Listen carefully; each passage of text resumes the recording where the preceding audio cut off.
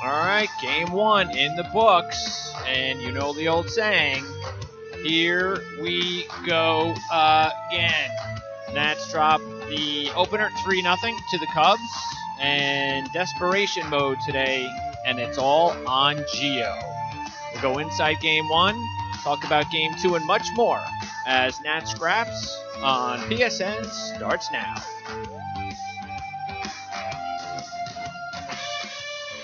All right, so game one, not a good one for the Washington Nationals.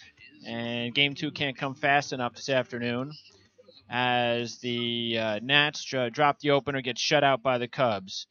Let's welcome in Ken Marangola from First Amendment Sports. And Ken. You know, I have to start off by saying this because anybody that's been a dedicated listener to the show for years probably knows where I'm going with this. And that is because there's a couple different ways I could go with this, but I'm going to go with the fact that just I've seen this before with Strasburg. I just have. And I know a lot of people are going to talk about how great he was and it's the offense. But how many times on this network have I said that no matter how good Strasburg pitches in games in big spots, he can't win them? And he got outpitched by Kyle Hendricks. Period. End of story. Can't happen. Sorry. Don't care about no-hitter through the fifth or sixth. He got beat by Hendricks, and that can happen if this team's going to win a World Championship. Well, he definitely had to be the best player on our team for this playoff series, and that doesn't look like it's going to be the case necessarily. But I'm going to be the guy that says he pitched a great game up until. I mean, to me, it's two words. It's unearned runs. Every time we've seen this Nats team falter in big situations, it's unearned runs. It's guys getting on base for a weird reason. Bad, something stupid happens, and the guy gets home, unearned run. Scherzer's been victimized by it over the last 2 years. Strasburg's been victimized by it by the last 2 years. So, as soon as that unearned run happened, I kind of, that's to me when it was like the next 4.5 innings were pointless, because at that point in time, to me, that's when the story has already been written.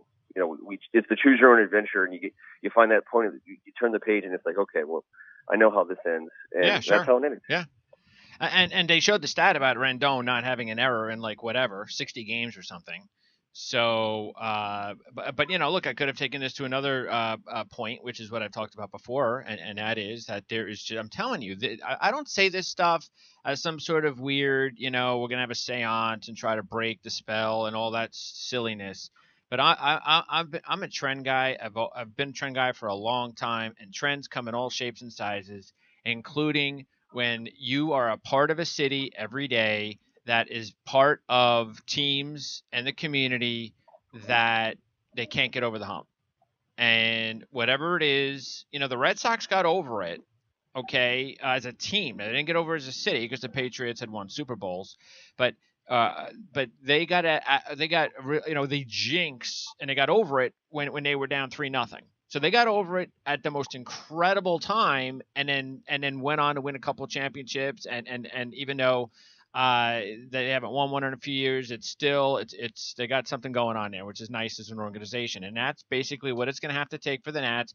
There's going to have to be somebody on this team, pitcher, more than likely hitter, somebody in that dugout. Some of these batters have got to step up and come up big, because if not, then I'm telling you, it's not Dusty's fault. It's not Rizzo's fault this time.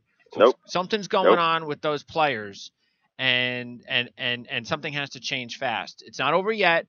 They can get right back to it, because if they win today, it's 1-1 with Scherzer game 3, and they're back kind of in control. But right. Boy, they better get over it fast. I mean, to me, at this point in time, the Nats go as Trey Turner goes. He's got to get on base. He's got to cause problems.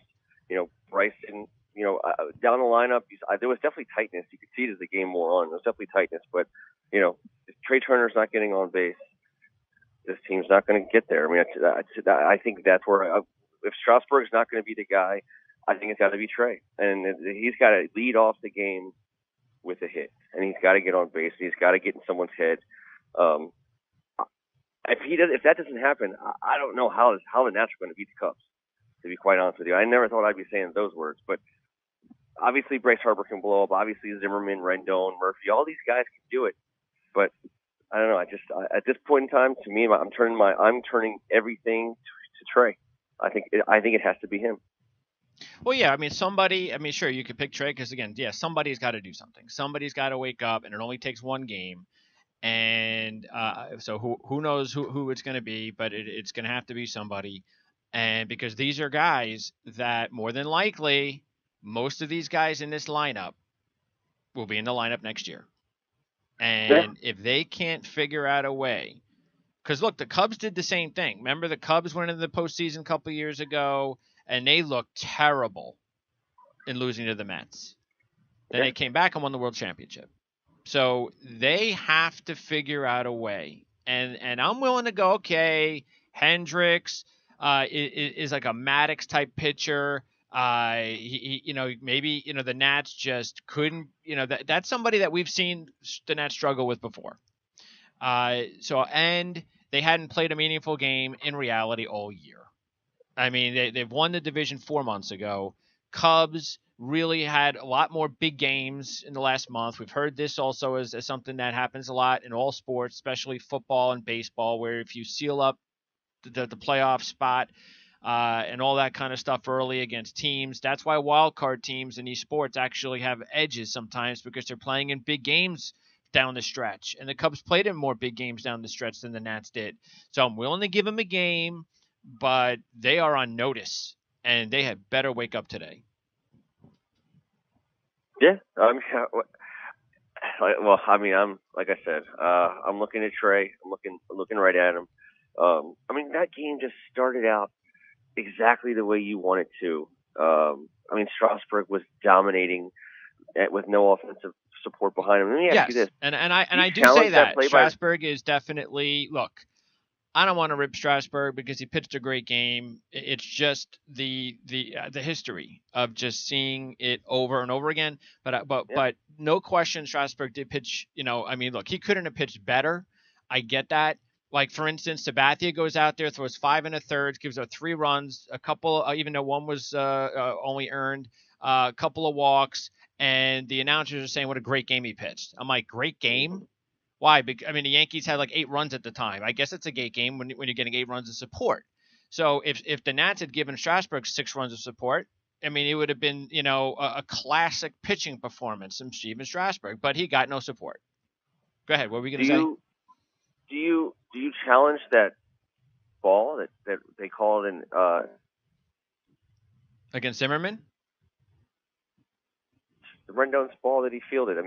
There was people clamoring for that to be called a foul ball because he fielded it. It looked like he fielded it on the outside of the line, even though his feet were inside the line. And obviously we didn't challenge it. But in light of the Girardi non-challenge, I'm wondering if I haven't seen any stories yet this morning.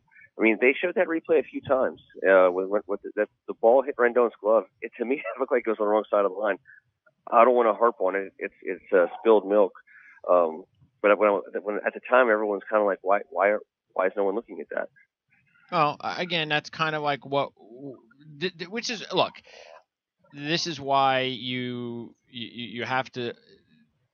The good thing about winning the way the Nats did this season is that they don't have to worry about bad luck, one game. Yeah. Why did they do this? Why didn't this happen? And all that kind of stuff. Did the breaks go their way? All that, and even the Zimmerman thing when he gets hit. That whole running down the line thing to me is kind of nonsense. I don't even understand the whole line thing. I don't understand. Because nobody ever runs on the right side of the line. I don't really even understand why they don't have a box where you can run on the right side and the left side. But then again, that's just bad luck. So those are the things. And that's just they didn't deserve the luck, though, to tell you the truth. They did nothing. Their offense. And a couple times early in the game, of course, every time it looked like they had something going, Strasburg comes up. Yep, and that's what kills you. You have to be able to get the rallies going when your top guys are up. But again, the top guys didn't do anything anyway. Nobody got hit. None of them.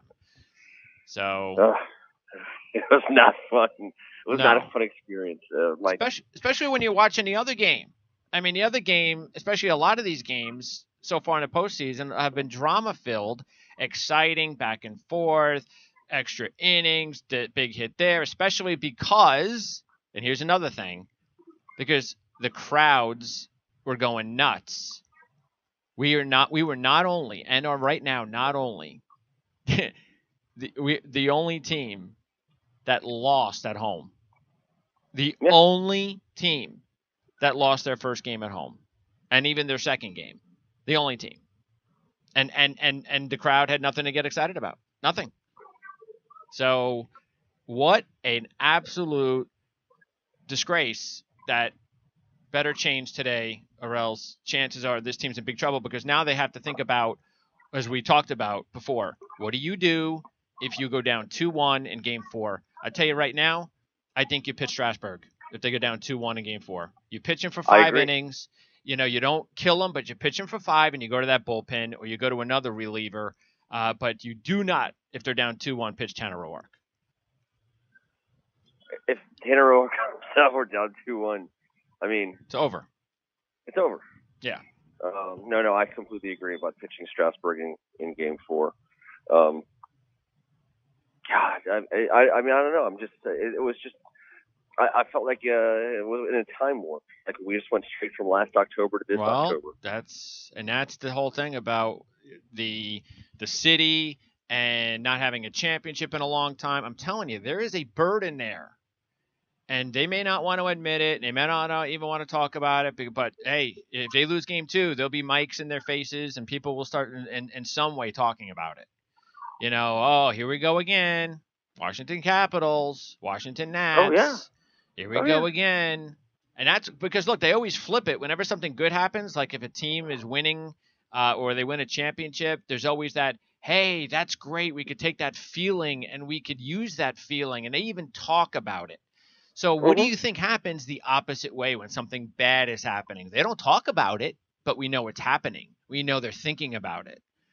And it was being talked about. I mean, it was the only thing. My phone was blaring, blowing up from texts all night long from, my fellow Caps, Wizards, and Redskins fans who knew about the 6th or 7th inning exactly how this one was going to go. And even though I was the guy saying, no, just come on, hang in there. We got, 9 more outs here with this lineup. Come on. And it's like, what? This is people. It was very defeatist. I mean, it was just. I mean, you're right. But my throat was in my gut.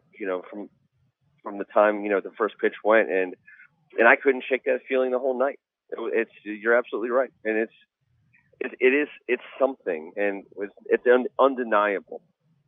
And you know what? Also, that 5th inning. But by the time they got to the 5th. And I'm thinking more along the lines of, I've seen this before. Whenever Strasburg pitches well, he in these really big games, again, for whatever the reason, he always seems to come out, or the team comes out on the losing end. That's the first thing I started thinking about. As soon as they got like through the 5th or right around the 5th, and it's still 0-0, I'm starting to think, we aren't scoring right now, and this is a problem, because I've seen this before. Not necessarily you can't win the series, but the whole Strasburg thing, even when he's pitching the best game maybe of his life, they can't score a run. And it's like, I can't believe this is going to happen again. And so it was really just, I mean, I'll say this too. I mean, it wasn't like I was like, because I remember I talked about how scared I was of the Cubs compared to other teams, but I don't think the Nats lost this game because of some sort of Cubs are great team thing. No. Cubs could end up still going far. I don't know. But this was a Nats thing. This was a bad game that didn't show anybody anything. And we'll find out whether or not there's more of that when we talk tomorrow. Yeah. So better not be, because I can imagine what it will be tomorrow. And I don't want to even hear, hey, we were down 5-1 and made it 5-4 in the 9th. So we tried. It was great. We're down 2-0, but at least that shows us something going. I don't hear any of that. I don't want to hear Gotta be a W. anything. If you win, you win. You lose, you lose. I don't care how they lose today. If they lose, I don't want to hear anything. I don't want to hear anybody writing about anybody's great performances, or anybody's great this or good this, or optimistic that. Leave it up to Dusty in the locker room with these guys, because they're the only guys that can change it. Not the fans, not the media, them. They're going to have to band together, get together, and try to figure this out. If that means throwing some Gatorade bottles around or some sort of fire and emotion, then somebody needs to do that. And I tried to do that today. I wouldn't even wait until they lose today. Do it now. Somebody, hopefully last night, did do that, and maybe we just don't know about it. Someone got fired up in the locker room. That would have been great in the clubhouse. I mean, I don't know. You then go with the tie your shoes in a triple knot and put all your change from your left pocket into your right pocket. I don't know what you're supposed to do here, but Gio.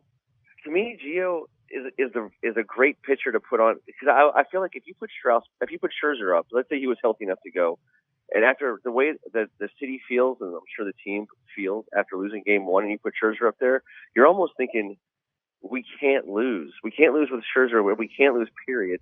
I feel like the pressure would be that much more. For some reason, the fact that Gio is pitching, to me, it's still the same must-win scenario, but it's like, all right, I think that, you got to have Bryce and Zimmerman and Murphy and Trey kind of look at each other in the clubhouse and say, listen, yeah, Gio's solid. He's been great all year, but if this thing's going to happen, it ain't going to happen because he throws a no-hitter. Yep. It's going to happen because we do it. Yep. And I think that, to me, like, that's the conversation that needs to take place. And I hope Scherzer's healthy and, healthy enough to be dominating. But I think it's a good thing that he's not going out there in game two. No, I agree. That reason. I agree. I think it'd be better for him to be in game 3 anyway right now, not just because of his health, but I do. Yeah. Now, again, the only thing is, game 3, that means that's it. He's done. Maybe if there's a game 5, he could pitch an inning. Who knows? But he's pretty much done in the series if he pitches game 3. But that's what it is. And it's up to the offense now. And really, it was up to the offense yesterday. Pitching did its job. You look around the playoffs, and a lot of teams have been hitting. And here we get a great pitching performance, and we're the only team that can't get a hit. with that lineup. Ridiculous. With that lineup. That's like the best lineup in the game, top to bottom, as far as everything that they bring to the table. And they get nothing. 0. So again, let's just say, all right, that they have to get into the groove of the moment, and we'll give them a game to get that going and those juices flowing. But I don't, no more excuses. So we'll talk again tomorrow at noon. Hopefully we'll have something better to talk about. And of course you're up in Vermont, so at least you're away from what's going on in DC for today. Well, for last night and this morning. That's probably a good thing. It's a great thing. Yeah. You can walk outside in the beautiful country air and go, okay, I'm not involved with that. I'm going to turn off my computer and turn off my cell phone and get ready for game 2 at 5:00, and then go from there. And then hopefully that's it, because really that's the thing. If you win today, and you, as I said at the very start, and you get Scherzer in game 3, everything changes. So, hey, if we're up 2-1, I'm pitching Strasburg in game 4. I'm probably, just to draw a fine point on that one. If he's ready, if he says give me the ball, I don't care what the situation is. I think I'm putting it back out there. Well, let's see if we can get to game 4 first. And that's right. We'll talk about it tomorrow. So, Ken, I appreciate it. And hopefully we'll have something to enjoy, and we'll have something to enjoy together as fans today when the Cubs take on the Nats. And we'll also probably have Scott check in with us tomorrow to get the Cubs perspective. And today just nothing to bring Scott on for, because it was it was just, out of all the games that took place in the postseason, this was the biggest dud. It was boring with a capital B. I mean, even as a Cub fan, if the Nats would have won this game, 3-0, it would have been good, and we would have been excited about the pitching performance. But still, I mean, this game was just, there was nothing in it. And so let's hope there's more excitement. And let's, because it's probably going to need to happen. Offense is going to need to hit the ball if there is going to be some excitement, because you do get the feeling there should be more runs scored today for both teams. So, Ken, appreciate it, and we'll talk to you tomorrow. You tweeting out anything at It's Raining, Ken? regarding the team, the game today? I was trying to stay above the fray. I last time I tweeted out some positive, hopeful stuff, it wasn't received very well. So I thought, you know what? I'm just gonna let it simmer. I'm gonna probably do stuff, maybe a little bit something closer to the game. But man, I'll tell you what, people don't want to hear it today, and I actually agree with that. I'm not. You don't want to put lipstick on this hog No. at this point. You know, let's just get Gio on that mound and see if we can't bring home game 2. Yeah, well, again, it's gonna be from the bats if we're gonna win this game, that's for sure. So, Yep. Ken, we'll talk to you tomorrow. Best of luck today watching the game, and enjoy your stay in Vermont. All right, Greg. Talk to you tomorrow, man. All right, you got it. That's Ken Marangolo, and that'll wrap it up here for Nat Scraps on the Prime Sports Radio Network. Now, later on at 5 o'clock, we have the Prime Sports Horse Report. We're going to handicap 2 races today, including the Grade 1 Jockey Club Gold Cup from Belmont with John Hardoon, and also a big Grade 1 race from Santa Anita. So that's coming up at 5 today, 5 Eastern, on the Prime Sports Horse Report. Then we'll see you tomorrow at noon for more Nat Scraps coverage. Don't forget to follow us on Twitter at PrimeSN. For Ken Marangolo and Greg DePalma, we'll see you next time.